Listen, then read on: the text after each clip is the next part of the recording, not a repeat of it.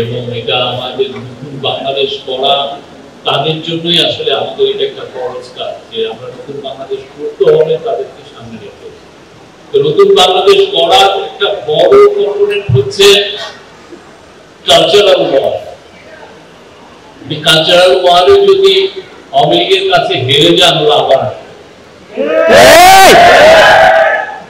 মুজিববাদ আবার আসবে এবং ওই মুজিববাদের নামে আওয়ামী ফ্যাসিজমের নামে যে খুন খারাপি মানুষকে গুম করা আয়না ঘর তৈরি করে ফেলা এবং খুনের বৈধতা দেওয়া এগুলো আবার ফিরবে।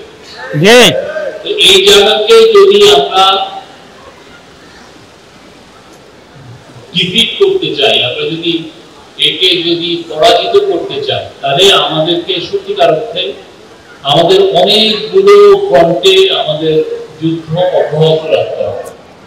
আপনারা যে কাজগুলো করছেন খুবই প্রয়োজনীয় কাজ, কিন্তু এর সাথে আমাদের গভর্নমেন্ট আপনি দেখবেন যে আমরা অনেক অনেক কাজগুলো করছি। গত 1 বছরে আমরা বলবো যে বাংলাদেশে একটা কালচারাল বিপ্লব হয়ে গেছে নীরবে, যেটা আপনারা দেখছেন। যে বিপ্লবের সূত্রপাত হয়েছিল জুলাই আগস্টে, যে বিপ্লবের সূত্রপাত হয়েছিল দেয়াল লেখনের মাধ্যমে, গ্রাফিতিতে, এখন এটা সব জায়গায় ছড়িয়ে পড়েছে। এইটা আমাদেরকে কনসলিডেট করতে হবে। আপনারা দেখেছেন যে কত সুন্দর সুন্দর আমরা ডকুমেন্টারি করেছি।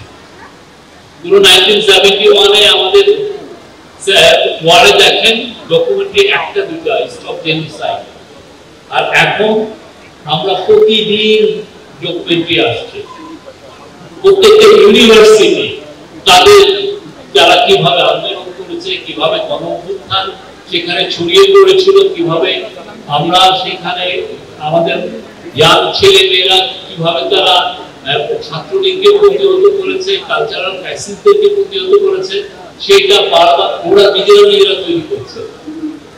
আমাদের তরফ থেকে আপনি দেখেন আমরা প্রতিদিন একটা না দুটো নতুন নতুন ডকুমেন্টারি আসে। আমি আপনাদের For more updates, follow us on Facebook, subscribe our YouTube channel, get the latest update on www.daily-sun.com.